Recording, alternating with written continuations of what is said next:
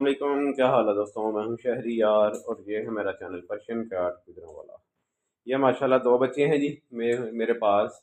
एक golden colour में है, पंच फेस में। फीमेल है, ये पंच फेस में है माशाल्लाह से। ये देखें, ये इसकी बुकिंग है अभी। अभी छोटी सी है फीमेल माशाल्लाह। भालू फीमेल है और ये नोज़ इसकी गंदी हुई हुई है। कभी आप लोग सोचें कि पता नहीं क्या हुआ, गंदी हुई हुई है नोज़, बाकी है साफ सूफ। ठीक, ये चिकन डालते हैं इसको।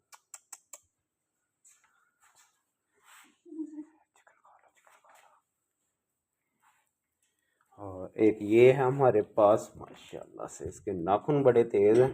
इसको जैसे ही उठाओ वहीं पे नाखून अपने पक्के कर लेता है। ये देखें जी, ये चेक करें माशाल्लाह। पैकी नियर टू पैकी में है और ये नाखून देखें कैसे मार रही है। इसका नोज पॉइंट चेक करें।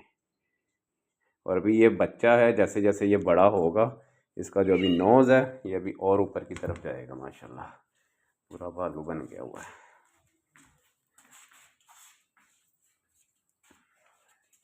ये देखें, ये अभी सेल्फ पे आ रहे हैं।